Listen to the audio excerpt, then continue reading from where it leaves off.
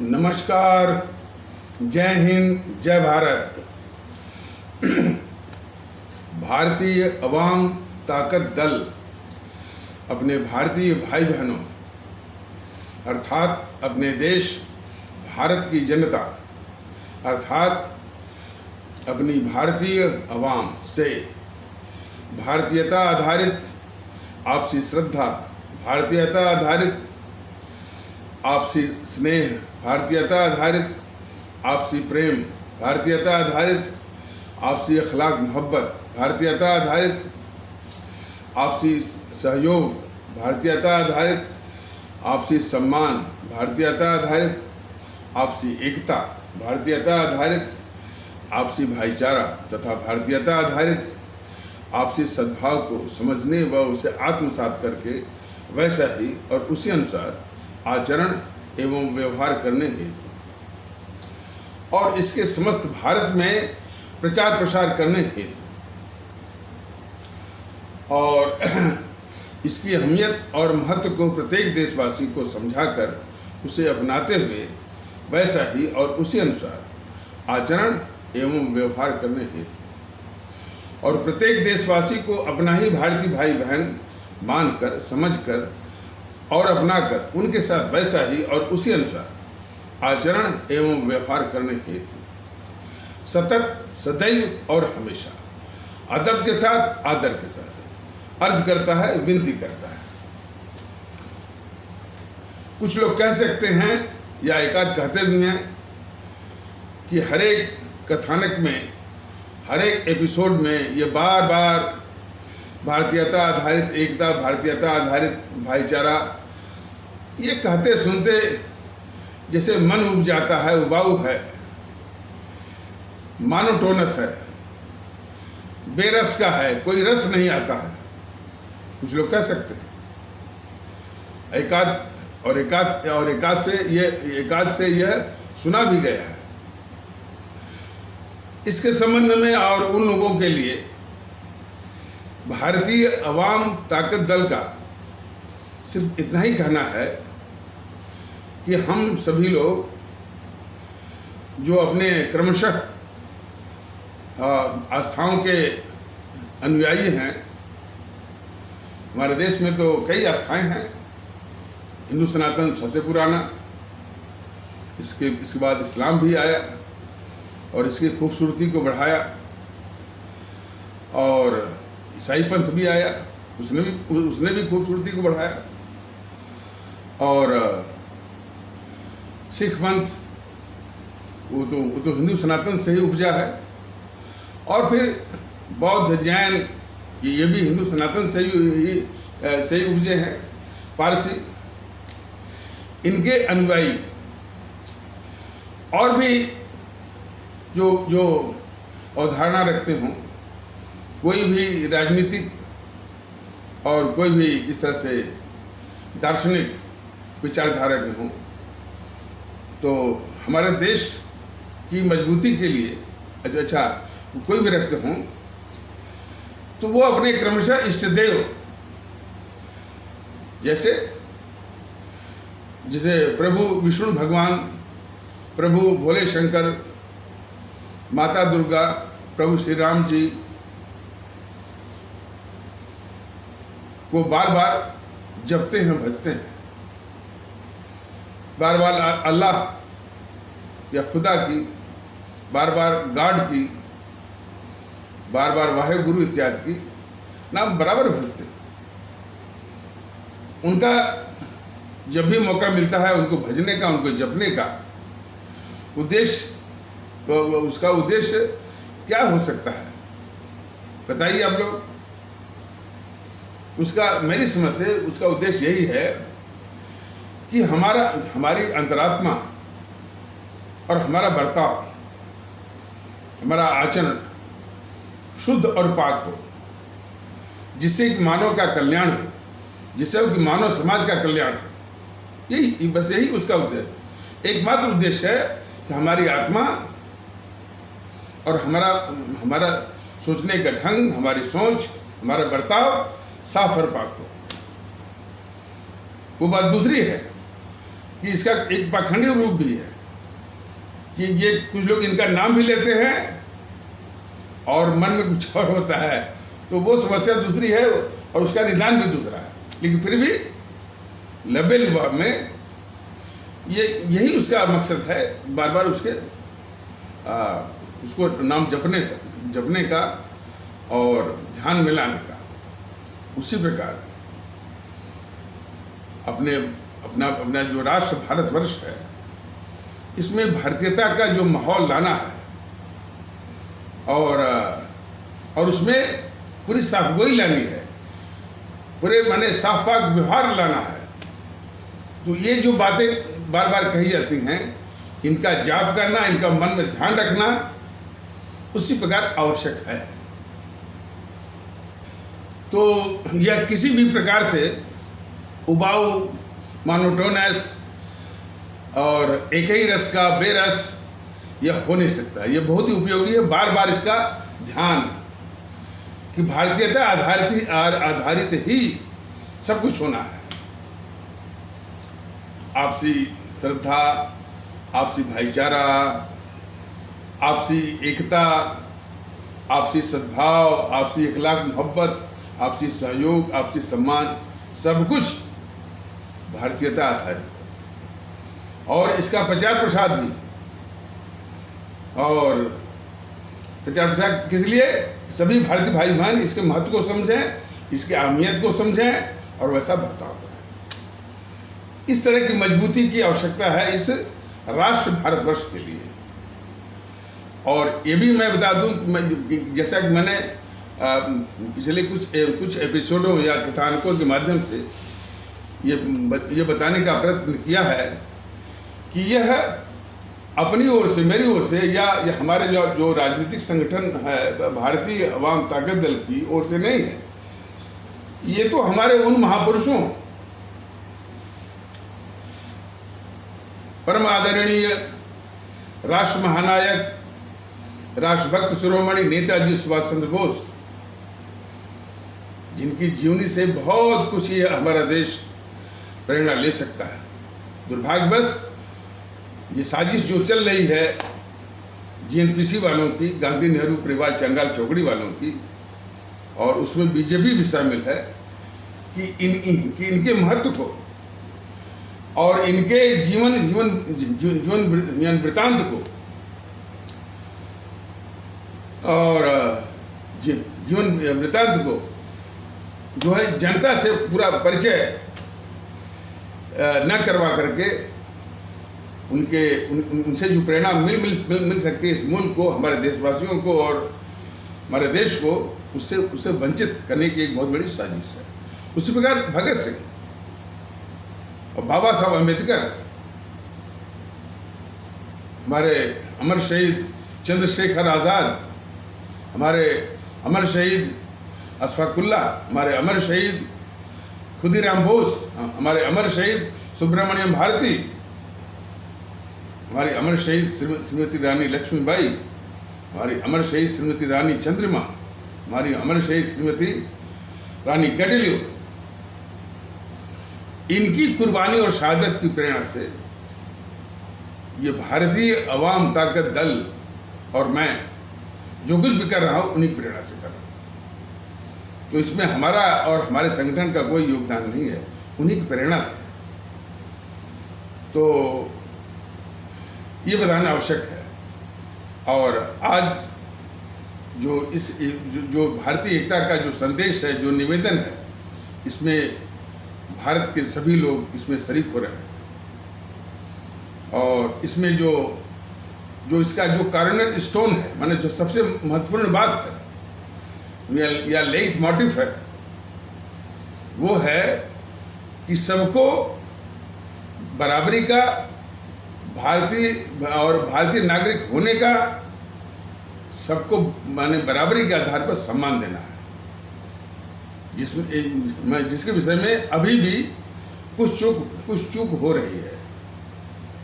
भारतीय अवाम ताकत दल अभी YouTube के माध्यम से ये बता रहा है, संसाधन के अभाव में अभी इसी का सहारा ले रहा है, लेकिन संसाधन जुटाया जा रहा है और सभी लोग को मैंने ये भी मालूम होगा कि ये माहौल है जो राजनीतिक मैंने जो ये शक्तियाँ जो राजनीतिक दलों के वेश में हैं, उन्होंने किस तरह का माहौल बनाया हुआ है। अपने लिए डोनेशन तो कितने भी भ्रष्ट तरीकों से इकट्ठे करें, ये चाहते हैं कि कोई इनसे पूछताछ न करे, और दूसरों के लिए ये वो बंद कर रखा है। बहुत मैंने इतना पक्षपाती इन सबों का व्यवहार है। ये भारतीय जनता पार्टी हुई, ये जेएनपीसी हुई, और भी पार्टियाँ अनाप शनाप तमाम मैंने योगदान के नाम पर तमाम ये पैसे वो इकट्ठा की हुई है। ये भी एक बहुत बड़े भ्रष्टाचार का एक बहुत बड़ा पहाड़ है, और दूसरे दलों को वो इकट्ठा न कर पाए, इसके लिए भी तमाम बैरिकेड्स बाधाएं वो डाली गई। तो यह भी एक बहुत बड़ा, जैसे मैंने एक नाइंसाफ़ी का और दूसरे और भ्रष्टाचार का बहुत बड़ा पुंज है, बहुत बड़ा पहाड़ है। तो इसलिए बताया गया कि संसाधन जुटाना भी इस तरह के माहौल में एक बहुत बड़ी टेढ़ी खीर है। लेकिन भारतीय ताकत दल किसी भी संघर्ष से किसी भी संघर्ष को उसी उतनी ही गंभीरता से लेता है। तो जैसे इस मुकाम तक भारतीय ताकत दल आया, तो संसाधन भी, और सिर्फ वो संसाधन सिर्फ संगठन को चलाने के लिए वो संसाधन की कोशिश कर रहा है, और कामयाब हो भी जाएगा। संगठन और कार्यकर्ताओं का एक पूरा तंत्र खड़ा हो जाएगा। उस तंत्र के साथ कार्यकर्ताओं और पदाधिकारियों के तंत्र के साथ आप सभी भारतीय भाई बहनों के बीच में हम लोग आएंगे, और यही बात बड़े आदर के साथ, विनती के साथ आप लोगों को समझाएंगे अपनाने के लिए। ऐसी बात नहीं है। और अब जितने चुनाव आ रहे हैं, चाहे हिमाचल का हो, चाहे गुजरात का हो, और भी प्रदेशों को, उसमें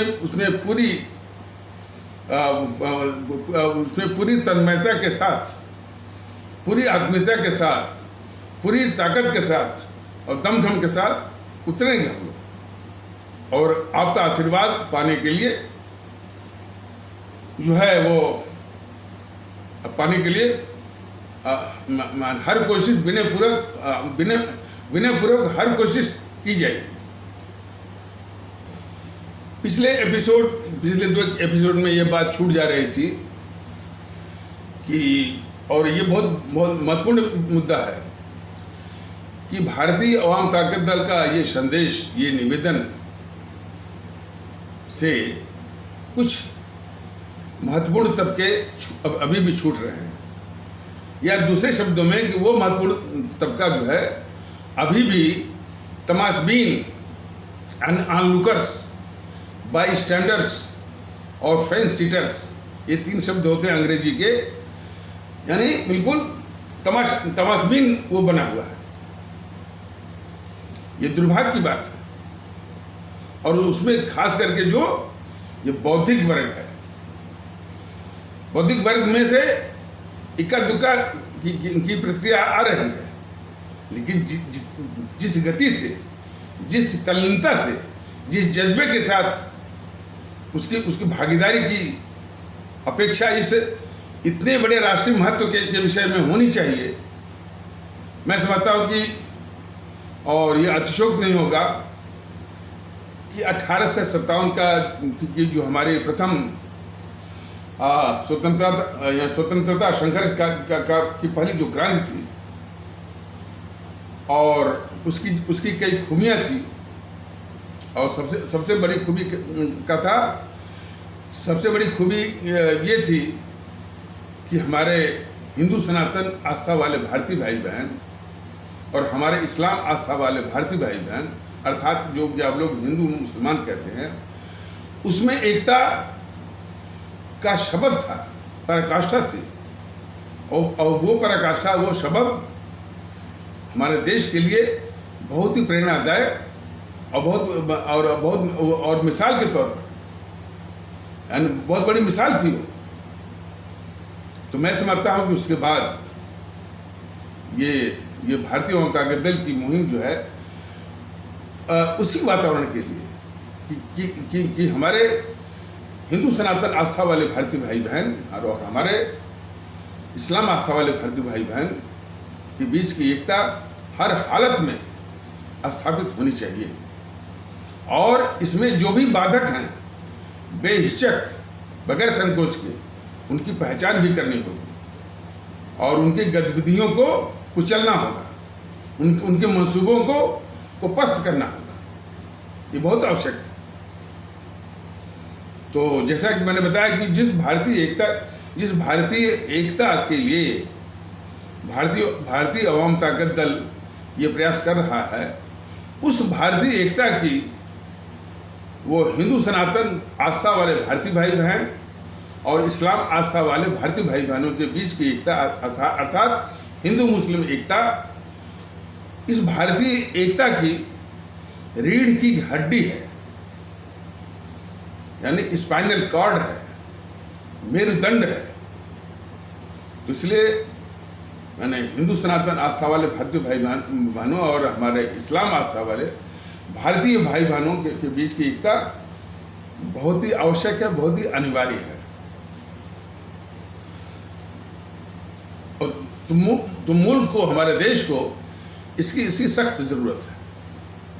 लेकिन देखिए परिस्थितियां कितनी विपरीत हैं कि दिन रात नफरत फैलाने की एक मुहिम, एक साजिश चल पड़ी है। रोज किसी न किसी बात को लेकर के हिंदू मुस्लिम जो है उन तबकों के द्वारा किया जा रहा है जो अपने को लोकतंत्र का चौथा स्तंभ कहता है। वो भी बड़े बेशर्मी से भारतीय जनता दल के द्वारा कई बार बताया गया है कि अरे भाई ऐसा करना हमारे भारतीय संविधान का, और जिस भारतीय संविधान को हमारे इतने बड़े राष्ट्रभक्त और इतने बड़े विद्वान हमारे डॉक्टर राजेंद्र प्रसाद और हमारे ये इतने बड़े विद्वान और राष्ट्रभक्त हमारे डॉक्टर बाबा साहब भीमराव अंबेडकर इत्यादि महापुरुषों ने अथक परिश्रम करके इस संविधान बनाया। उस संविधान का ये यानी निरंतर लगातार इंसिसेंटली इनएक्सोरेबली ये बराबर उसकी तौहीन करते हैं और अनादर करते हैं ये मीडिया वाले, और हमेशा हिंदू मुस्लिम करके ये इनको बिल्कुल अच्छी तरह से आईना दिखाने की आवश्यकता है, बहुत अच्छी तरह से। और समाज में जो नफरत फैलाते हैं वो अलग से। हमारे भारतीय भाई बहन बहुत गौर से देखें, इनकी प्रवृत्तियों को भी रोकना होगा। और जो तत्व हैं वो तो अलग से, जो तत्व हैं वो तो अलग से। नूपुर शर्मा का बयान आ गया या किसी का बयान आ गया, जो कि वो नूपुर शर्मा का बयान निहायत जो है निहायत जो है वो भारतीय समाज विरोधी। जैसा कि बताया गया कि भाई इस देश में मैंने तरह तरह के आस्थाओं के अनुयायी हैं, तो एक आस्था वाला जो भारतीय भाई बहन को कतई उसको हक नहीं मिलता है, हक उसको हासिल नहीं है कि दूसरी आस्था वाले भारतीय भाई बहनों की आस्था पर आघात करे, कैसे भी आघात करे, डायरेक्टली यानी सीधे परोक्ष रूप से या अपरोक्ष रूप से, कैसे भी कोई हक नहीं बनता। यदि किसी पंथ में कोई कमी है भी तो उसी पंथ के अनुयायी जो तबका है हमारे भारतीय समाज का, ये उसकी जिम्मेदारी बनती है कि उस कमी को दूर करेगा, उस कुरीत को दूर करेगा। लेकिन दूसरे आस्था वाले भारतीय भाई, किसी भी भारतीय भाई बहन को ये कदापि ये हक नहीं बनता। तो ये सभी को जानना चाहिए। लेकिन इन बातों का जो और ये भी चूँकि ये भी भारतीय एकता के लिए बहुत मार्मिक माने सावधानियां हैं, लेकिन सावधानी तो खैर बहुत दूर की बात। पुष्पेंद्र कुशवाहा जैसा जानबूझ करके इस समाज में जो है समाज में एकता को तोड़ने के लिए, भारतीय भाईचारा को तोड़ने के लिए बराबर जो है हमारे इस्लाम पंथ पर वह आक्रमण वो करता रहता है। ये इस देश का घोर गद्दार पुष्पेंद्र कुशवाहा, और वो अकेला नहीं है, काफी गिरोह है उसका। उस गिरोह में असदुद्दीन ओवैसी भी शामिल है, उस गिरोह में यति नरसिम्हानंद सरस्वती भी शामिल है, उसी गिरोह में तौकीर रजा भी शामिल है, उसी गिरोह में टी.एस. हसन और शफीकुर रहमान इत्यादि लोग भी शामिल हैं। गिरोह एक ही है, यानी इस भारत मुल्क के एकता को तोड़ने वाले, नफरत फैलाने वाले, और भारत की जो गंगा जमुनी तहजीब है उसको भी तोड़ने वाले, उसका अपमान करने वाले। तो हर हालत में ये देश के बड़े खतरनाक शत्रु हैं। जब भी ताकत बढ़े, जब भी इस तरह का सामर्थ्य बने, तो इन सबको देश के बाहर निकाल देने की आवश्यकता है, और हो सके तो इन सबों को लात मार करके बाहर निकाल देने की आवश्यकता है। तो खैर, तो बात चल रही थी कि जो है भारतीय अवाम ताकत दल के इस भारतीय एकता या भारतीयता आधारित एकता भी, भाईचारा भी, अखलाक मोहब्बत भी, सद्भाव भी, आपसी बने सहयोग भी, आपसी सम्मान भी, आपसी श्रद्धा, आपसी प्रेम, आपसी स्नेह, सभी कुछ भारतीयता आधारित के लिए जो प्रयास निरंतर कर रहा है अभी YouTube के वीडियो के पैगाम के माध्यम से। तो अभी भी काफी तबका है जो कि इसे अछूता है, या वो तबका अभी भी वो तमाशबीन बना हुआ है। तो इसके विषय में जो हमारे स्वामी विवेकानंद और हमारे जो है बाबा साहब भीमराव अंबेडकर का जो विश्लेषण है इस समस्या का, वह हमेशा ध्यान में रखने योग्य है। और ये चीज पिछले कुछ कथानकों के माध्यम से भी ये बताया गया था, लेकिन इसको बार बार समझाने की जरूरत है। और हमारे आदरणीय भारतीय भाई बहनों और हमारे आदरणीय भारतीय आवाम को इसको समझ करके सावधानी बरतने की आवश्यकता है।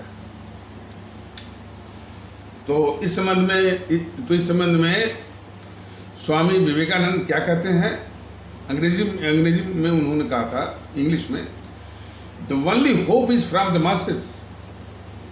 The only hope is from the masses. The elite of this country is morally and physically dead.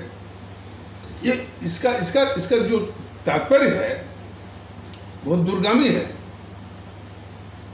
तो स्वामी जी ये कहते हैं कि देश हित के जो मुद्दे हैं, अब जैसे यही मुद्दा है भारतीय एकता का और भारतीयता आधारित आपसी एकता का, भारतीयता आधारित आपसी भाईचारा का इत्यादि का कितना महत्वपूर्ण मुद्दा है। तो इसी तरह के देश हित के जो महत्वपूर्ण मुद्दे हैं उसका समर्थन किससे मिलेगा, इसी विषय में उन्होंने बताया हुआ है। तो उन्होंने कहा इस तरह के देश हितकारी और आवाम हितकारी मुद्दों का समर्थन आपको सबसे अधिक और सबसे पहले हमारे जो गरीब भारतीय भाई बहन हैं, जो कि उतना उन्होंने ज्ञान अर्जित नहीं किया है लेकिन उनके जज्बे में है, तो हमारे जो गरीब भारतीय भाई बहन हैं, जो हमारे आम भारतीय भाई बहन हैं, उनसे सबसे पहले और सबसे अधिक मिलेगा। और आज ये बिल्कुल स्पष्ट परिलक्षित है कि हमारे उपेक्षित भारतीय भाई बहन, जिनको आप लोग शेड्यूल कास्ट या शेड्यूल ट्राइब या जनजात या अनुसूचित जात कहते हैं, वहाँ से सबसे अधिक भारतीय भाई बहन इस भारतीय एकता के समर्थक हैं और इसको मजबूत करने में उनके जज्बे जो है वो काम में आ रहे हैं। और हमारे इस्लाम आस्था वाले भारतीय भाई बहन ये अभी सबसे आगे है और तबकों से अब आना शुरू हुए हैं। लेकिन जो बौद्धिक वर्ग है, जो संभ्रांतवादी वर्ग है, और भी वहां से इक्का दुक्का। तो ध्यान में रखिए कि ये जो संभ्रांतवादी वर्ग है, बौद्धिक वर्ग है, वो उसके विषय में तो खैर स्वामी जी ने ये कहा था कि यह नैतिक रूप से मर चुका है, नैतिक रूप से वैसे भी मर चुका है। लेकिन भारतीय जनता दल इससे भी निराश नहीं है, उसको जगा के रहेगा। और बाबा साहब का जो नज़रिया है, जो विश्लेषण है इस समस्या के लिए, और खास करके उस संबंध में कि हमारे इसी भारतीय समाज के कुछ ऐसे तत्व हैं जो कि बाबा साहब को अपमानित करने का भी वो यानी इस तरह की यानी दुष्टता करते हैं। और बाकी जो पार्टियां हैं, ये भी जान लीजिए, बाकी काफ़ी ऐसे तंजीमें हैं और लोग हैं कि बाबा साहब का नाम तो भुनाते हैं सिर्फ वोट के लिए, लेकिन मन से उनको सम्मान देने के लिए तैयार नहीं। ये भी जान लीजिए, जब भी उनकी जयंती आएगी, उनके पास पैसे रुपए हैं ना, उनको फूल माला चढ़ाएंगे जयंती आने पर, लेकिन मन से उनको सम्मान देने के लिए तैयार नहीं है। ये मैं बेबाकी से बगैर किसी संकोच के मैं बता रहा हूँ। लेकिन भारतीय जनता दल कहता है कि जब तक उनको हर तरह से सम्मान नहीं दिया जाएगा, इस मुल्क के साथ इंसाफी हो नहीं सकती। और तो और जो संगठन इनके नाम पर ही वो राजनीति चला रहे हैं, वो तो और भी इनको सम्मान देने के लिए तैयार नहीं है, सिर्फ उनका नाम बनाते हैं। ये मायावती और ये वामन मिश्रम, चंद्रशेखर रावण, जो भी है, नफरत तो फैलाएंगे मनुवादी बोल करके, लेकिन बाबा साहब के सिद्धांतों का, वसूलों का, आदर्शों का, उनके विचारों का बराबर वो हत्या करते हैं। मैं साफ कहता हूँ, बाबा साहब ने भी बहुत वो अपमान सहा है। इतने बड़े विद्वान होते हुए भी बहुत अपमान सहा है, बहुत जलालतें सही हैं, लेकिन कभी वो नफरत की बात नहीं करते थे। उनको पता था कि नफरत को आप खत्म नहीं कर सकते हैं सद्भाव से। ये बाबा साहब अम्बेडकर को अच्छी तरह से मालूम था। लेकिन देखिए, ये मायावती और काशीराम यानी राजनीति में पांव रखते ही, कदम रखते ही, तिलक तराजू और तलवार इनको मारो जूते चार। क्या ये सिद्धांत है बाबा साहब का? यदि ऐसे करोगे तो बाबा साहब को जो अपमानित करने वालों के हौसले बढ़ेंगे। इसीलिए हम और मैं और भारतीय जनता दल बराबर इस बात को कहता है कि इतने बड़े हीरा को मन से सम्मान देने की आवश्यकता है। तो चलिए इस पर जो उनका जो ये समस्या है कि ये बौद्धिक वर्ग जो है वो तमाशूबीन बना हुआ है और ऐसे मार्मिक और देश से मुतल्लिक मुद्दों पर जो है अभी भी वो तो तमाशा देखता है। तो ये विश्लेषण बहुत काम का है बाबा साहब का। तो और उस संबंध में भी कि जो कुछ तत्व तो जो है बाबा साहब पर आरोप लगाते हैं। क्या आरोप लगाते हैं? अरे अम्बेडकर जी तो हमारे देश के विद्वानों का अपमान करते हैं, हम तो विश्व गुरु हैं, फलाने ठिकाने। इन सारी बातों का बड़ी बेबाकी से बाबा साहब ने किस प्रकार इसका विश्लेषण किया, इसको पूरे मुल्क को, पूरे देशवासियों को, पूरे हमारे आदरणीय भारतीय आवाम को गौर करने की आवश्यकता है। हालांकि मैंने इसके पहले भी कहा है, लेकिन बराबर गौर करने की आवश्यकता है और ध्यान देने की आवश्यकता है। उन्होंने ये कहा कि हमारे देश में वक्त के किसी भी मोड़ पर विद्वानों की कोई कमी नहीं रही है। देखिए, उन्होंने ये भ्रम तोड़ दिया लोगों को, जो आरोप लगाते थे वो उस बात को मानते हैं कि हमारे यहाँ विद्वान, काफ़ी विद्वान हैं।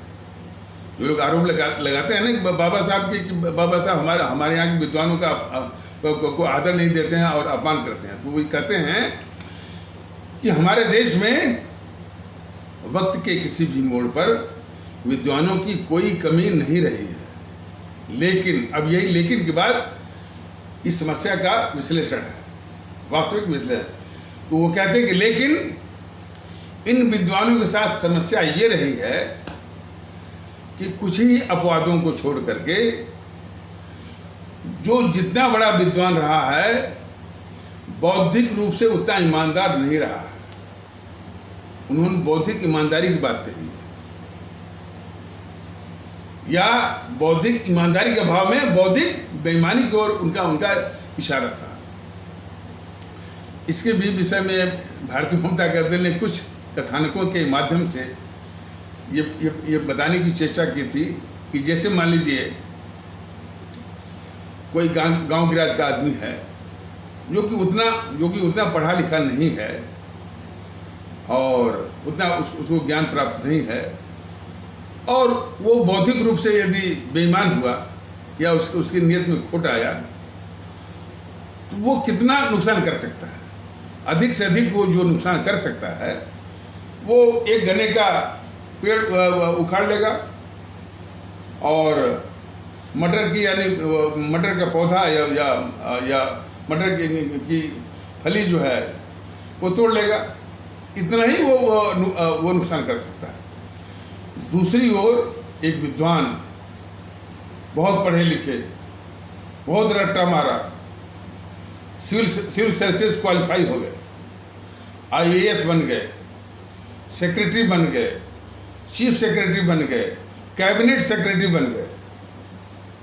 यहाँ पहुँच करके जब उन पर जो है बौद्धिक बेईमानी यानी बौद्धिक बेईमानी जो है या इस तरह के नियत खोट उनके मन में समा जाता है या उन पर हावी हो जाता है, तो वो तत्व जो है कैबिनेट सेक्रेटरी या चीफ सेक्रेटरी के रूप में हमारे देश के संसाधन या खजाने पर अरबों खरबों का वो चाकू चलाता है। तो ये है। तो और इसीलिए हमारा जो बौद्धिक वर्ग है पढ़ा लिखा बहुत है। देखिए इसके आयाम कितने गंभीर हैं। पढ़ा लिखा बहुत है, ज्ञानवान भी बहुत है और अकल भी बहुत है, लेकिन बौद्धिक बेईमानी का जो रोग लगा हुआ है उसके कारण ये बुरा तबका इस देश के लिए बहुत बड़ी संपदा बन सकता था, लेकिन इन्हीं कारणों से एक तो बौद्धिक बेईमानी। देखिए ऐसा है कि हो सकता है क्या है भी कुछ अपवाद हैं, लेकिन वो अपवाद मिनिस्कुल, बहुत ही कम से कम यानी क्या न्यूनता या अल्प संख्या में है। तो मिनिस्कुल गिने चुने इसके अपवाद हैं, लेकिन मेजॉरिटी में यह समस्या, यह रोग है। एक तो बौद्धिक बेईमानी का, दूसरे जो है व्यक्तिगत स्वार्थी, वो भी घटिया किस्म का, और तीसरा सुविधा भोग। ये तीन अवगुणों के कारण ये जो हमारा बौद्धिक वर्ग का जो तबका है, जो कि हमारे देश के लिए बहुत बड़ी संपदा बन सकता था, वो आज इस देश के लिए एक लायबिलिटी, एक बोझ बना हुआ है। यानी जो हमारे देश के लिए बहुत कीमती एसेट या सभ्यता बन सकता था, हमारे देश के लिए एक बहुत ही कष्टदायक लायबिलिटी बना हुआ है।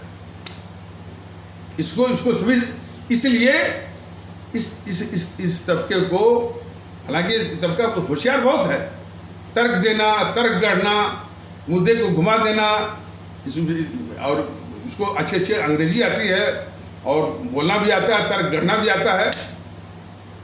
तो इन बातों का आपको सामना जो वो करना पड़ेगा, और इनकी सारी बुद्धि के ऊपर हावी होकर के इनको बताना पड़ेगा, इनके दिमाग में डालना पड़ेगा कि मुल्क की अहमियत को समझो भैया। हमारा देश रहेगा तभी आपकी विद्वत्ता रहेगी, तभी आप IAS रह पाएंगे, तभी आप सेक्रेटरी रह पाएंगे, तभी आप कैबिनेट सेक्रेटरी रह पाएंगे। बौद्धिक बेईमानी आपको खत्म करनी होगी। सुविधा भोग के रोग से आपको मुक्त होना पड़ेगा।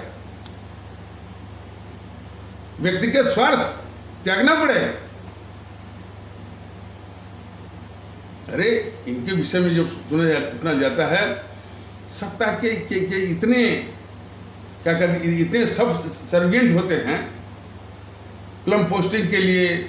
वो ये दुष्ट किस्म के जो वो राजनीतिज्ञ हैं, उनके आगे पीछे किस तरह से करते हैं, लाइन लगाते हैं। इसीलिए तो माने कि ये कहना थोड़ा गंदा लगता है। इनके विषय में ऐसी भी कहावतें हैं कि when they are told to bend, they start crawling। इसका अर्थ हुआ कि जब उनको झुकने के लिए कहा जाता है तब वे रेंगने लगते हैं, घुटने के बल पर, स्वार्थ बस। ऐसी भी कहावतें हैं। और वो अपने को कहते हैं हम स्टील फ्रेम है, सब बकवास। लेकिन हमारा उद्देश्य उनको अपमानित करने का नहीं है।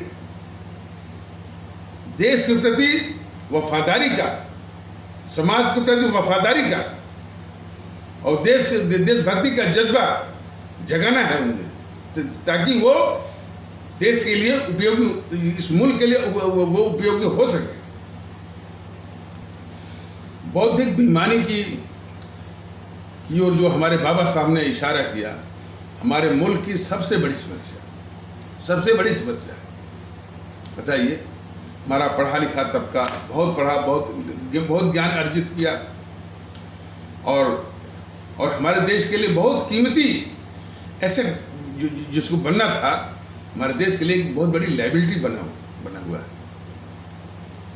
बताइए ये देश कैसे बढ़ेगा आगे, ये चिंता है। तो उस तबके में भी देशभक्ति का जज्बा जगाएगा, ऐसी बात नहीं। हमको तो कई बार मैंने छोटी मुँह बड़ी बात मत मानिए, अब चूंकि संसाधन के अभाव में नहीं था, लेकिन अब करेंगे। कई बार सुप्रीम कोर्ट के वकील ने हमको ऑफर किया कि आकर के हमारे सुप्रीम कोर्ट के वकीलों को एड्रेस करिए और हम वर्किंग वो जजेस को भी बुलाएंगे। मैंने कहा जरूर, ये अवसर हम जरूर लेंगे। यानी जो हमारा वो अधिवक्ता वर्ग है उसमें भी, और यदि जज्बा हो, देखिए देश सबसे ऊपर है, जुडिशरी से भी ऊपर है। तो उसके संबंधित यदि कोई मार्मिक विषय है तो कोई किसी भी क्षमता में हो, वो जज हो, सुप्रीम कोर्ट का जज हो, वो ये सबके लिए वो उपयोगी है। तो निश्चित रूप से हम इस बात को जगाने के लिए वो अवसर का उस अवसर का हम उपयोग करेंगे। और जरूरी है हर तबके को जगाना है। ये नहीं सोचना कि ये वकील का है तो वो वकील लोग तो बड़ी बात करते हैं, बड़ी अच्छे अंग्रेजी बोलते हैं, ऐसा नहीं है। उनमें भी यह बात जगानी है।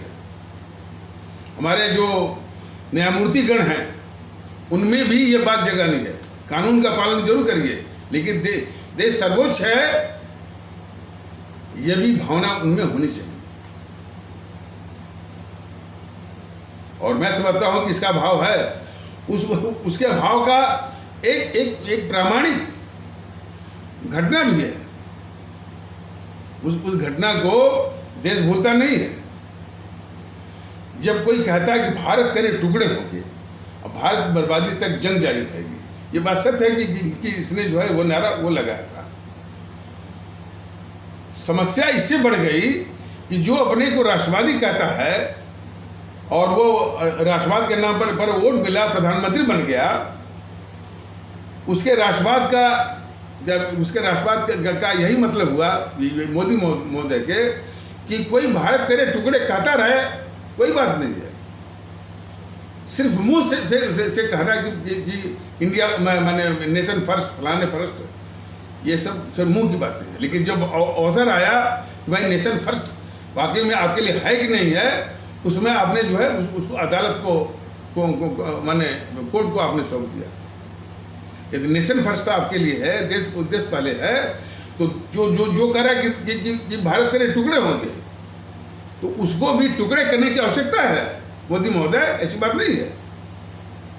हर काम कानून करेगा, अदालत करेगी। तो अदालत ने क्या किया देख लीजिए। इस अदालत ने दिल्ली हाईकोर्ट के किसी न्यायमूर्ति ने उसको जमानत दे दिया, और जमानत दिया भी तो फिल्मी गाना लिख करके दिया उसने।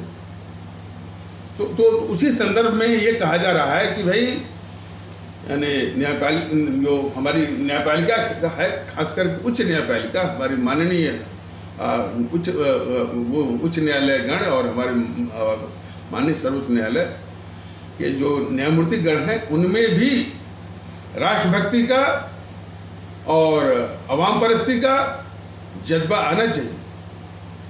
और हम तो जो ये वर्तमान में हमारे जो मुख्य न्यायाधीश भारत गणराज्य श्री उदय उमेश ललित जी हैं, उनको बहुत बहुत धन्यवाद देना चाहते हैं कि उन्होंने कम से कम ये जज्बा वो प्रकट तो किया कि सुप्रीम कोर्ट के जजेस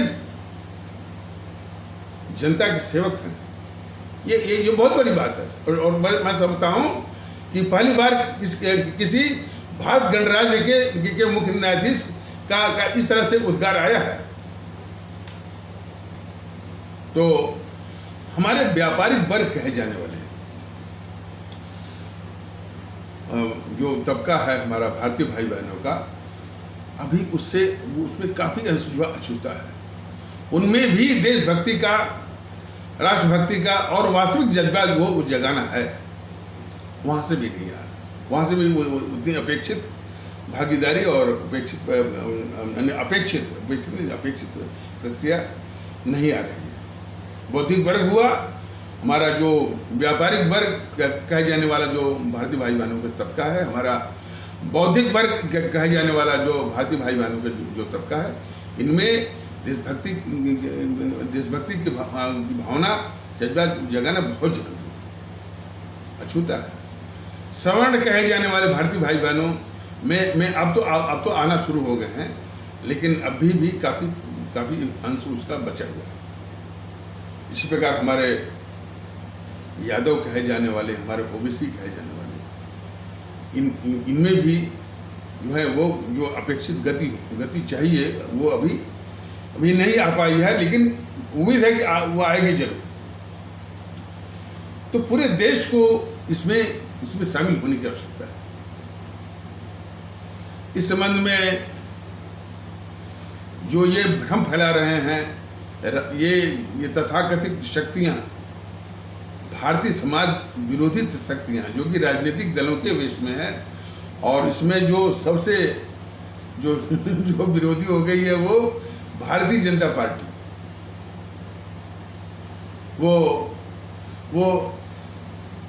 अब वो कहते हैं कि यदि ये सत्ता में आ गए, हर वक्त उनका चश्मा, मैंने ऐसे साथी तत्वों के चश्मा बात सिर्फ सत्ता के लिए, कि यदि अब भ्रम भी फैला कि इनकी सत्ता आ गई तो ये हो जाएगा, वो हो जाएगा, वो हो जाएगा। अरे भाई हाँ, और लोगों में कि यदि आप भारतीय जनता दल की सत्ता आ गई तो ये कोटा में जो भ्रष्टाचार है, माने कोटेदारी और भी जो भ्रष्टाचार है, और भी जो इस तरह से जिन लोगों की दाल रोटी चल रही है, उनको भड़काना, फलाने ठिकाने। अरे भारतीय जनता दल तो बस यही कह रहा है कि इस देश में भारतीय नागरिक बन के रहिए। क्या आपको भारतीय नागरिक बन के रहने में तकलीफ है?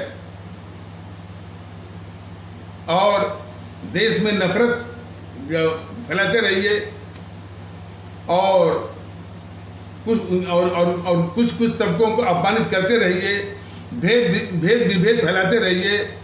ये तो इसमें आपको आराम है। तो किसी भी भारतीय भाई बहन को जरा भी शक करने की जरूरत नहीं है। और इस विषय में भारतीय जनता दल बिल्कुल स्पष्ट कर रहा है कि भारतीयता के माहौल में भारतीय नागरिक के रूप में आप जो है मैंने भारतीय नागरिक के रूप में ये भारतीय जनता दल या जब उसकी हुकूमत आती है तो वो पूरी इज्जत देगा, पूरी सेवा करेगा और आपको भी मानसिकता बदल करके इसी भारतीयता के आधार पर और भारतीय नागरिक के रूप में आपको उसमें जो है शामिल होना पड़ेगा और इस मानसिकता को त्यागना पड़ेगा कि दूसरे को जो पंचायत पुत्र कहते हैं, मियाँ कहते हैं। और अभी सोचिए ना, भारत के संविधान ने उनको इज्जत बख्शी है। आपके कहने से कुछ नहीं होता। भारत के संविधान ने जितनी इज्जत आपको दी है, जो आप इस तरह से किसी को पंचायत पुत्र कहते हैं, उसी भारत के संविधान ने उनको भी आप ही के बराबर इज्जत बख्शी है। वो भी इस देश के नागरिक हैं, भारतीय नागरिक हैं, जिनको आप पंचायत पुत्र और पता नहीं क्या मियाँ कटुआ और अरे शब्दों का कहते हुए हमको बहुत तकलीफ होती है। लेकिन क्या करें, रोग का नाम तो लेना पड़ता है ना भाई। जब तक रोग का हम नाम नहीं लेंगे तो उसका निदान कहाँ से आएगा। तो ये बोलते रहते हैं इन शब्दों से, चमार फलाने ठिकाने। तो पहले उस अपनी घिनौनी जो प्रवृत्ति है उसको छोड़ें। और शायद इस तरह के तत्व साथ छोड़ने के लिए तैयार भी नहीं। इनकी प्रवृत्तियों को कुचलने की आवश्यकता है, लताड़ने की आवश्यकता है, ताकि इनकी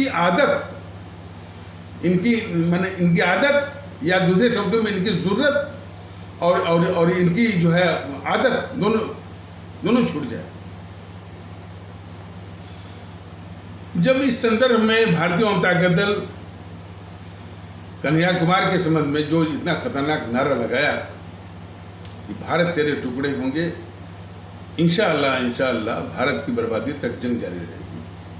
इसमें मोदी महोदय की देश के खिलाफ जो गद्दारी है, जो कि इन्होंने सेना के हवाले नहीं सौंपा, और कन्हैया कुमार के समर्थन जो लोग बिल्कुल खुल के सामने आए, राहुल गांधी, केजरीवाल, सीताराम येचुरी, डी राजा, प्रकाश करात, अखिलेश यादव खुल के सामने आए।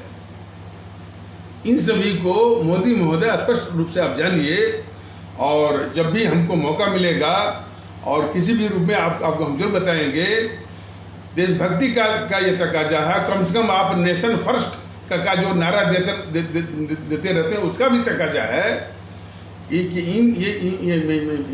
इस तरह की खतरनाक ताकत कन्हैया कुमार और उसको समर्थन देने वाली जो ताकतें हैं केजरीवाल और राहुल गांधी इत्यादि के रूप में, इन सभी को सेना के हवाले करना चाहिए। और आपको करना चाहिए था। आपके नेशन फर्स्ट का ये तकाजा है, आपके राष्ट्रवाद का ये तकाजा है, जो कि आपने ऐसा नहीं किया। तो आप नकली राष्ट्रवादी भी हैं, और इस प्रकार से जो आपका ये कृत्य है वह देश विरोधी है, भारत विरोधी है, और उसी का नतीजा है कि इसी तरह की आग में और घी डाला इस हाईकोर्ट ने, बेल दे दिया। अब वो छाती तान के घूम रहा है, लेकिन फिर भी भारतीय जनता दल उसकी पहचान करवा रहा है। वो तो कह रहा है कि जहां जहां इसकी सभाएं हो रही हैं, लोग इससे सवाल पूछते हैं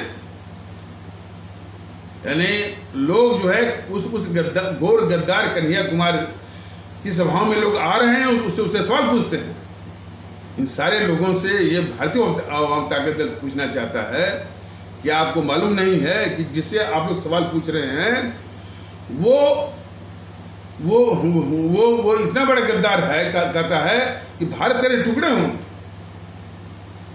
तो जरा मानिए कि यदि भारत का टुकड़ा हो जाएगा तो क्या आप सवाल पूछने के काबिल बचेंगे?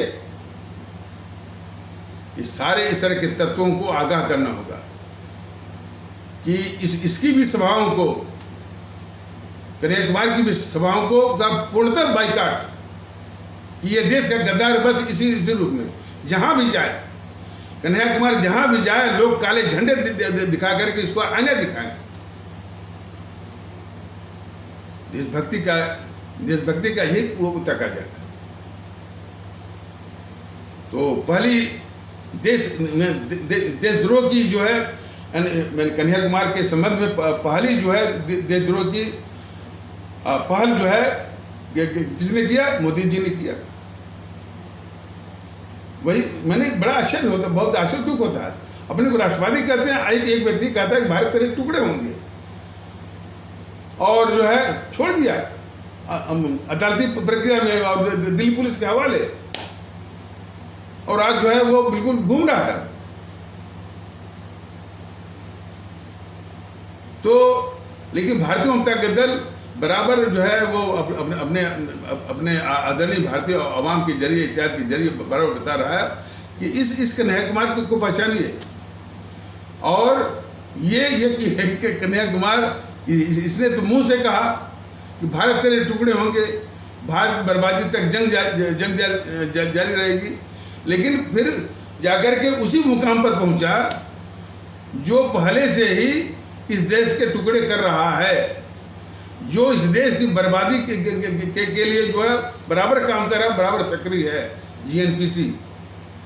तो कन्हैया कुमार जो है वो सोचता होगा कि भाई जो हम बोल रहे थे हमारा तो ये मुकाम ही है, जो कि इस देश के टुकड़े कर रहा है और इस देश की तबाही और इस देश की बर्बादी जो है के लिए बराबर ये सक्रिय है, जीएनपीसी। लेकिन हमारे देश के लोग, हमारे आदरणीय भारतीय भाई बहन, हमारे आदरणीय भारतीय अवाम जो है इस कन्हैया कुमार को ठीक से पहचान करके इसकी सभाओं का पूर्णतः बहिष्कार करिए, काले झंडे दिखाइए सिर्फ गद्दार के रूप में। एक बात और कि शायद कोई कन्हैया कुमार की ओर से कोई कांग्रेसी चमचा बोला था कि ये यूट्यूब वाले सर जो है को एक गरीब बर्दाश्त नहीं होता है। देखिए किस तरह से ये तर्क गढ़ते हैं, है वो गद्दार और उसकी दृढ़ता देखिए, कह रहा है कि भारत तेरे टुकड़े होंगे और भारत की बर्बादी तक जंग जारी रहेगी। उसको ये जीएनपीसी का कोई चर्चा कर रहा था कि यूट्यूब वाले सर को एक गरीब बर्दाश्त नहीं होता। वो गरीब है, इतना वो हवाई जहाज़ों में घूम रहा है, इतने संसाधनों का प्रयोग कर रहा है और खुद ही जीएनपीसी जो संगठन है तमाम उसके पास वो काला धन है। तो उसी काले धन के ढेर पर जाके बैठा हुआ है, कहता गरीब है। एक तो ये पहलू है। और कन्हैया कुमार और हमारे देश को लोग भी जाने कि गरीब और वो कितनी भी गरीबी से वो दबा हुआ हो, उसे त्रस्त हो, कभी भी वो ये नारा लगा नहीं सकता। हमारे देश में जो गरीब भारतीय भाई बहन हैं तमाम, तो वो गरीब भारतीय भाई बहन कितनी भी गरीबी से वो परेशान हो, किससे भी वो दबे हुए हों और उसके शिकार हों, उनके मन में भी ये बात नहीं आ सकती, न वो कह सकते हैं कि जिस मुल्क में रहते हैं तो उसके लिए कहें कि भारत तेरे टुकड़े होंगे, भारत की बर्बादी तक जंग जारी रहेगी। ज़रा भी वो इसकी कल्पना भी नहीं कर सकते। वो हमारे गरीब भारतीय भाई बहन गरीबी से चाहे वो कितने दुखी हों और कितने कष्ट में वो जो है वो हो गए। तो जो ये कांग्रेसी चमचा कह रहा था कि ये गरीब तो है नहीं, तो इस तरह से हमारे जो गरीब भारतीय भाई बहन हैं उनका भी अपमान कर रहे हैं ये कांग्रेसी चमचे। या यदि ये कन्हैया कुमार कहा है तो ये कन्हैया कुमार हमारे गरीब भारतीय भाई बहन किसी भी हालत में ये बहुत बड़े देशभक्त हैं। उनकी देशभक्ति पर इस मुल्क को और हमको और हमारे भारतीय जनता दल संगठन सभी को बहुत नाज है कि किसी भी परिस्थिति में वो सोच भी नहीं सकते।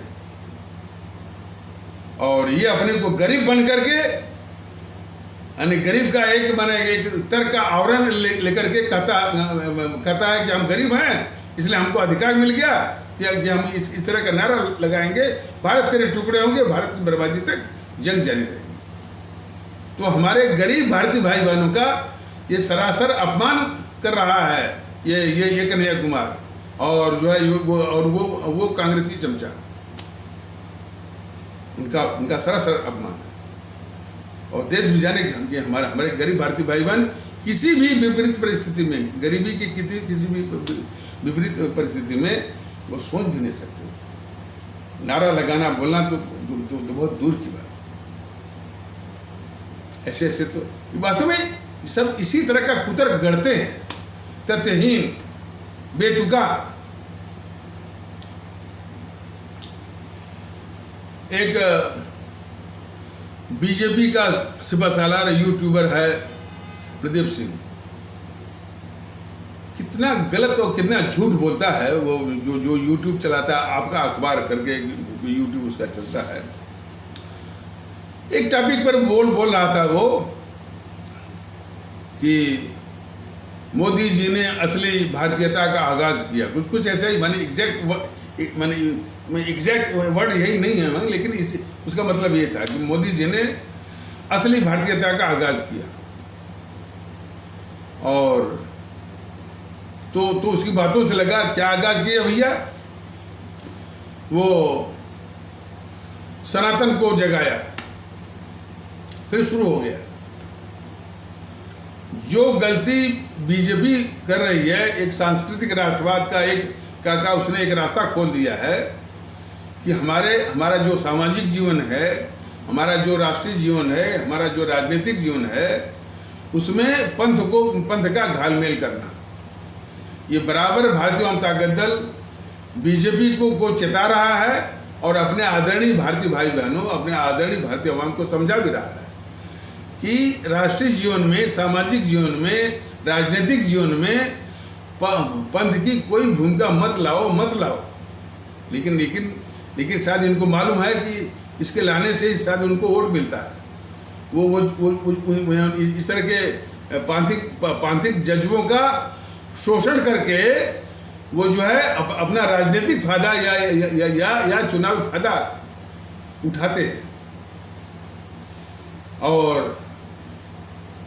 तो यानी जरा सा गौर करें ये लोग, बीजेपी के लोग और जो उनके सिपहसालार यूट्यूबर हैं प्रदीप सिंह, कि पंथ के आधार पर हमारे इस विश्व में 57 जो इस्लामिक देश हैं वो किस दुर्दशा को प्राप्त हैं, सिर्फ इंडोनेशिया को छोड़ करके।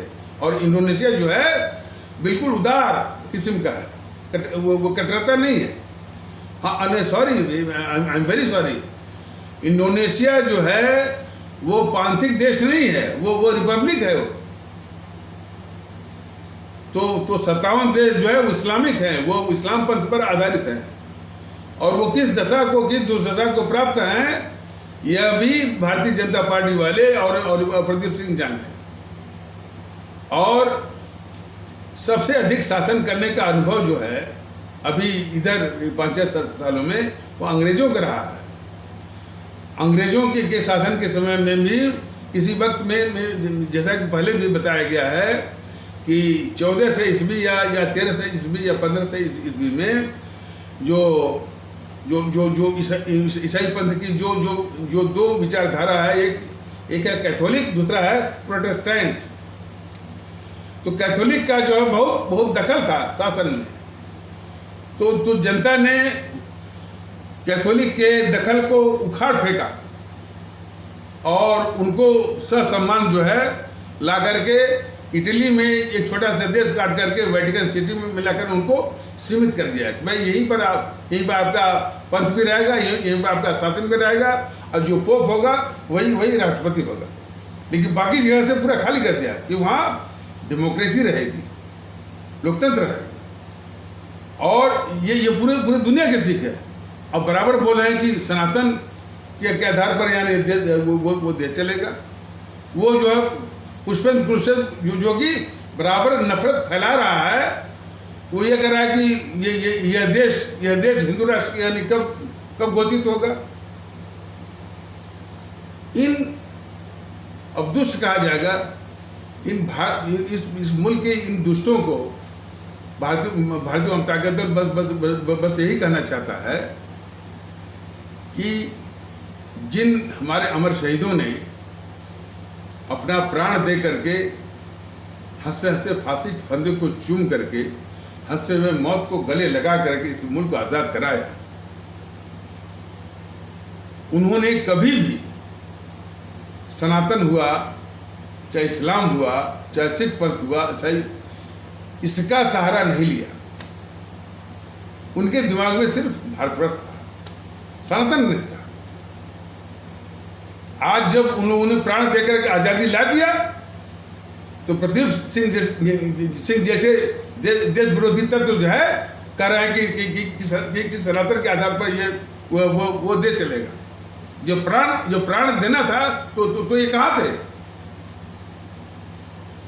और प्रदीप सिंह जैसे लोगों को बताना भी जरूरी है कि हमारे जो सेना के जो जवान हैं, जो कि सीमाओं पर तैनात हैं और मुल्क के लिए जान दे रहे हैं, वो सिर्फ इस देश के लिए जान दे रहे हैं, सनातन के लिए या इस्लाम के सनातन के लिए या इस्लाम के लिए नहीं। तो हमारे आदरणीय भारतीय भाई बहन, हमारे आदरणीय भारतीय अवाम बिल्कुल स्पष्ट रूप से जान ले कि हिंदू सनातन हुआ, इस्लाम पंथ हुआ, ईसाई पंथ है, सिख पंथ है, जैन पंथ है, बौद्ध पंथ है और आपका पारसी पंथ, जितने भी पंथ हैं उनको बहुत आदर है, लेकिन उसको व्यक्तिगत आस्था के रूप में देखा जाना चाहिए और देखा जाना चाहिए और उसका अनुसरण जो है व्यक्तिगत रूप से ही किया जाना चाहिए। घर के अंदर जो भी आपका संस्कार विधि विधान अच्छा लगता हो, पसंद आता हो, जिसको आप करना चाहते हैं घर के अंदर करिए। हमारा जो सामाजिक जीवन है, जो हमारा सामूहिक जीवन है, जो हमारा राष्ट्रीय जीवन है, इसमें किसी भी पंथ की कोई भूमिका नहीं है। क्योंकि ये माहौल शुद्धतः भारतीय है, जिसमें किसी भी पंथ की कोई भूमिका नहीं है। इसीलिए तो बार बार कहा जा रहा है कि भारतीयता का व्यवहार करिए।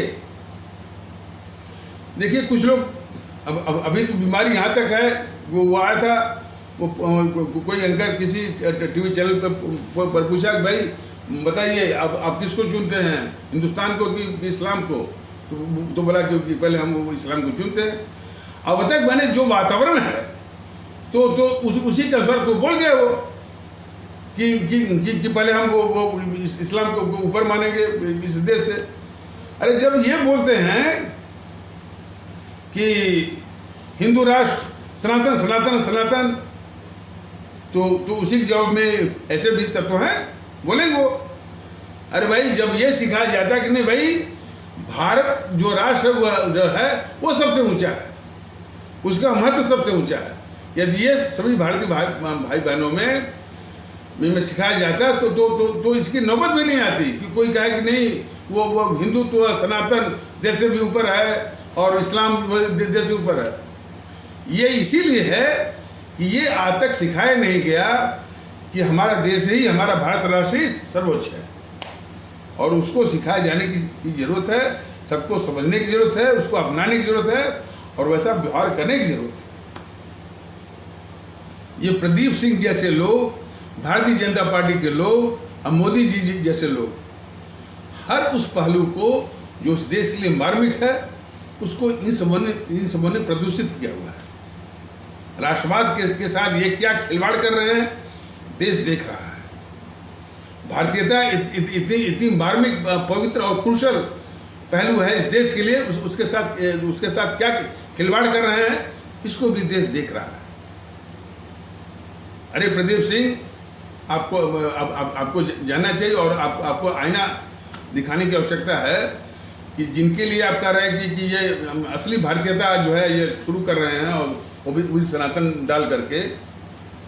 दो बातें, भगत सिंह जो है इसी पचड़े से दूर रह करके सिर्फ देश विषय में अपने को समर्पित करने के लिए वो नास्तिक हो गए थे। तो उनसे भी वो जो है भगत सिंह का भी तो नाम वो लेते होंगे ना। तो भगत सिंह जो है इन्हीं पचड़ों से दूर रख करके अपने मुल्क को समर्पित होने के लिए वो नास्तिक बन गए। आपकी तरह जो है वो सनातन का वो घालमेल नहीं। और ये भी आप भाई प्रदीप सिंह जैसे लोगों को बताना जरूरी है कि जिनके लिए आप कहते हैं कि ये असली भारतीयता शुरू करने वाले हैं या शुरू किया है, वो खुद मोदी महोदय अपने को भारतीय नहीं मानते हैं। पूछिए, आप पूछ लीजिए, मोदी महोदय अपने को भारतीय नहीं मानते और हमारे भारतीय भाई बहनों को भी भारतीय नहीं मानते हैं। आप इनका कोई भी जो भाषण होता है, जो शुरुआत में भाषण होता है उसमें सुनिए, कभी भी नहीं बोलते हैं कि हमारे भारतीय भाई बहनों। कभी आपने सुना है? नहीं सुना है ना। वो बोलते हैं भाई बहनों। और एक बिल्कुल जीता जागता प्रमाण है मोदी महोदय के विषय में जानने का कि वो अपने को भारतीय मानते ही नहीं। जब वो गुजरात के मुख्यमंत्री थे तो बराबर बोला करते थे कि हमको 5 करोड़ गुजरातियों की चिंता है। उन्होंने एक बार भी नहीं कहा कि हमको 5 करोड़ गुजरात में रहने वाले भारतीय भाई बहनों की चिंता है, कभी नहीं कहा। उनके दिमाग में बिल्कुल है कि इस देश में रहने वाले भारतीय नहीं हैं, या तो वो गुजराती हैं, या तो मराठी हैं, या तो तमिल है, या तो मलयालम है, वो मलयाली है, या तो बंगाली है। यही उनके दिमाग में है। देश के लोग भारतीय हैं ऐसा उनकी मान्यता नहीं है प्रदीप जी। उनके लिए आप ये झूठा माहौल बना रहे हैं कि मोदी जी ने असली भारतीयता का शुरू की। इस तरह का झूठ, इस तरह का प्रलाप बंद करिए। ये गद्दार राहुल गांधी रैली किया दिल्ली में, किस तरह से भारतीय जनता पार्टी वाले इस गद्दार जीएनपीसी और गद्दार जीएनपीसी की के गद्दार राहुल गांधी को किस तरह बचाते हैं। इसके पहले भी नमूने बताए गए थे। और फिर देखिए, एक समित पात्रा इनका वो है प्रवक्ता, और वो ये उस पार्टी का प्रवक्ता है जो कि अपने को राष्ट्रवादी कहता है।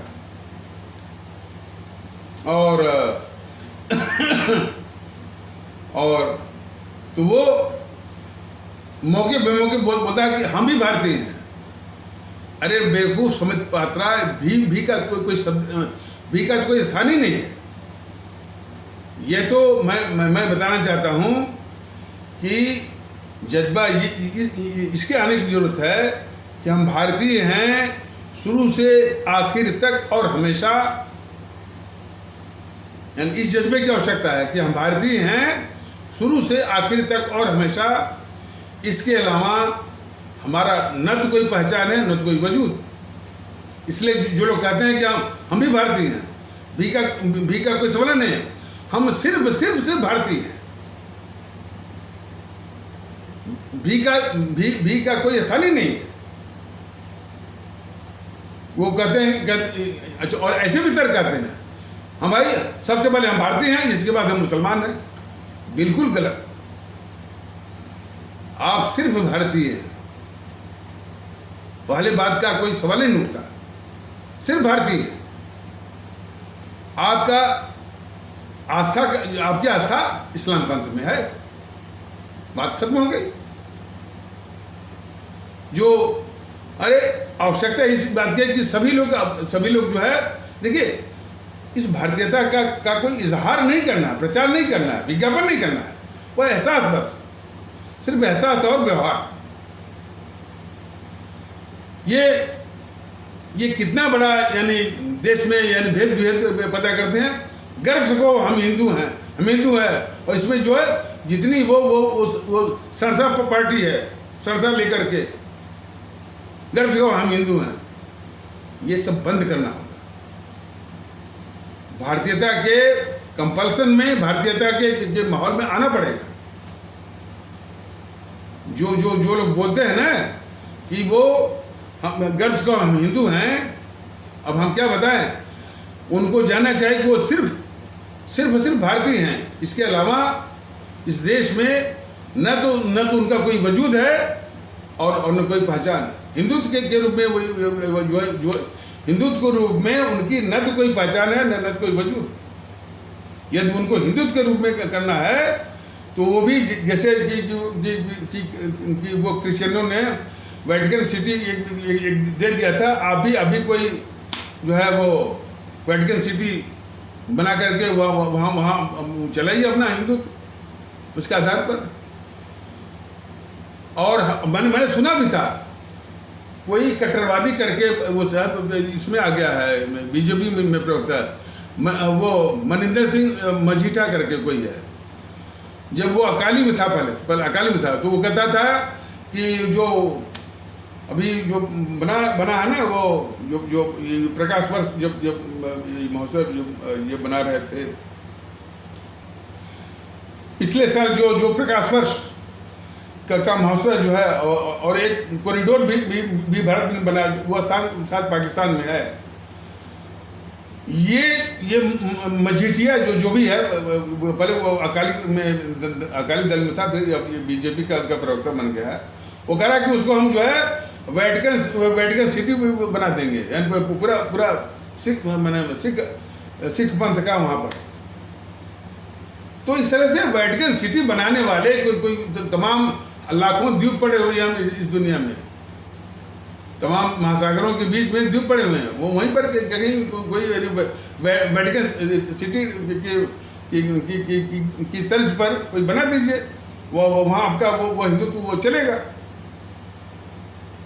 अरे भाई, जो इस्लाम पंथ के आधार पर इस्लाम पंथ आधारित जो 57 देश हैं, उनकी क्या दुर्दशा है, उनके क्या दशा देख लीजिए। आपकी भी वही दशा और दुर्दशा वो होने वाली है। तो ये सबको संदेश है कि जो ये कहते हैं कि हम गर्व को हम हिंदू हैं। अरे योगी आदित्यनाथ वो भूलता नहीं है कि एक बार एक इस्लाम पंथ की कोई महिला थी, कोई भारतीय बहन थी इस्लाम पंथ की, उससे ही बहस कर रहा था योगी आदित्यनाथ। वो कह रहे हैं कि भाई हमको हिंदुस्तानी होने पर गर्व है, वो ये कह रहे हैं। और हमको वो जो भारतीय बहन थी वो ये कह रही थी कि हमको हिंदुस्तानी होने पर गर्व है, और हमारे लिए स्वामी विवेकानंद और सूफी संत दोनों पूजनीय है, दोनों आदर्श हैं, ये वो कह रहे थे। उसके सामने ये योगी आदित्यनाथ ये बात कर रहा था कि हम भी तो यही कहते हैं कि स्वामी विवेकानंद ने कहा था कि हमको हिंदू होने पर गर्व है। बिल्कुल झूठ बोल रहा था ये योगी आदित्यनाथ, और कई बार बताया भी गया है कि योगी आदित्यनाथ महोदय, आप माननीय मुख्यमंत्री हैं, और इतना ही बताना आपके लिए पर्याप्त है कि स्वामी विवेकानंद ने कभी नहीं कहा कि उनका धर्म हिंदू है या हिंदू होने पर बहुत गर्व है।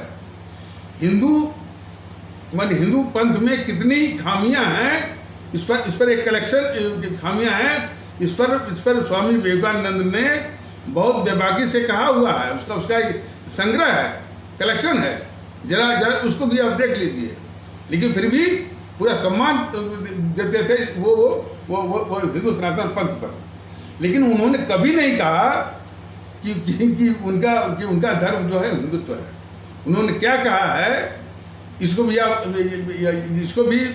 भारतीय जनता दल यानी पिछले कुछ कथानकों के माध्यम से कहा हुआ है, फिर से मैं कर दे रहा हूं। स्वामी विवेकानंद ने श्री योगी आदित्यनाथ जी, माननीय मुख्यमंत्री उत्तर प्रदेश, जरा इसको स्पष्ट रूप से आप जान लें।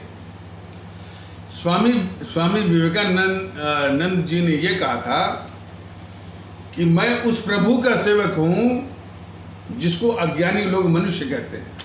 जरा ध्यान से आप सुन लीजिएगा। पता नहीं इस वीडियो को आप तक कोई पहुंचाएगा कि नहीं पहुंचाएगा, दिखाएगा कि नहीं दिखाएगा, लेकिन यदि आपको देखने का मौका मिलता है तो स्वामी विवेकानंद ने ये कहा था, स्वामी विवेकानंद जी ने ये कहा था कि मैं उस प्रभु का सेवक हूं जिसको अज्ञानी लोग मनुष्य कहते हैं,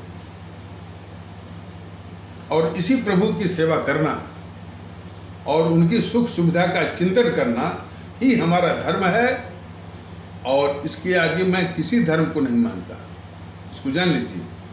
उन्होंने कभी नहीं कहा कि हिंदुत्व जो है या हिंदू उनका धर्म है। उनका धर्म क्या है वो अभी जो बताया गया है, यही उनका धर्म है।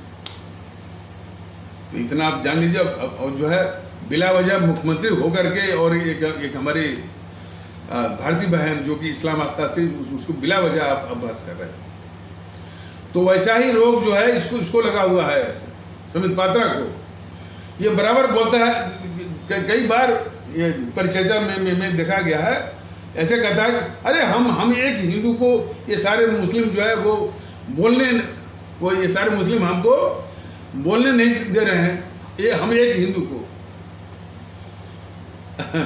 अच्छा, और वास्तव में मैं तो ये चाहता हूँ, कम से कम ये सर्वोच्च न्यायालय से मैं दरख्वास्त करूँगा कि समित पात्रा जैसे लोग, असदुद्दीन ओवैसी जैसे लोग जो कि अपने को भारतीय नहीं मानते और वकालत के रूप में या वकील के रूप में वकालत की प्रैक्टिस करते हैं, और जो प्रैक्टिस करते हैं तो भारत का संविधान एक मुख्य स्तंभ है। उसमें भारत का संविधान भी पढ़े होंगे।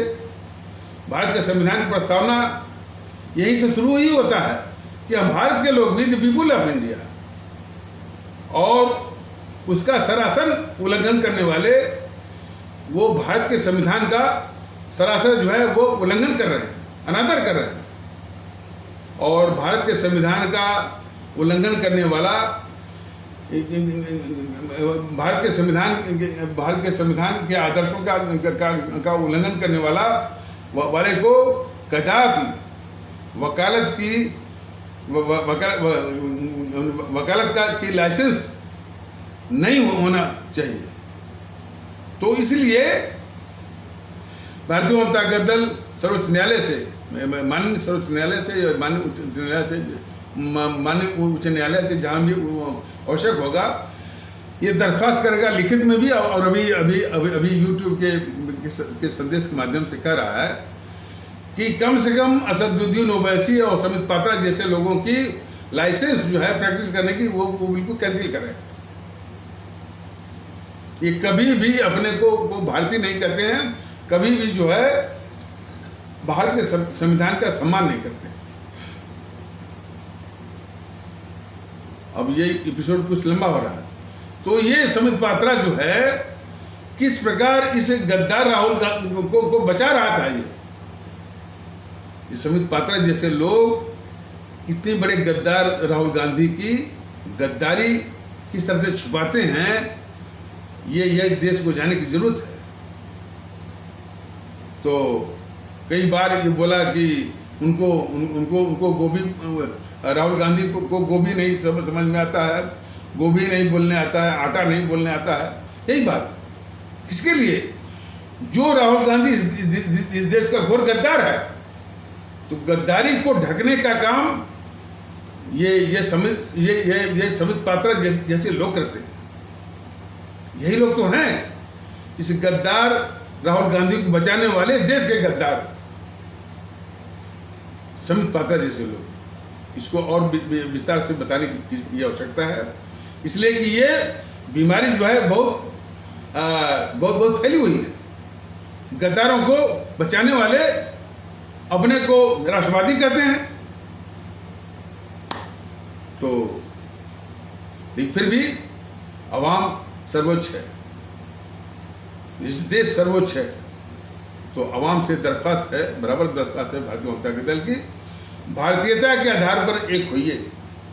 इन सारी जो देश विरोधी ताकतें हैं, जिसमें बीजेपी भी है, उसको ईवीएम मशीन पर शून्य करना, उनको सबक सिखाने के लिए बिल्कुल वो कटिबद्ध होइए, प्रतिबद्ध होइए, सन्नद्ध होइए और निश्चय करिए। तो इन्हीं आवश्यक शब्दों के साथ इस आवश्यक परिचर्चा को यहीं पर विराम दिया जाता है। तब तक के लिए नमस्कार। जय हिंद, जय भारत।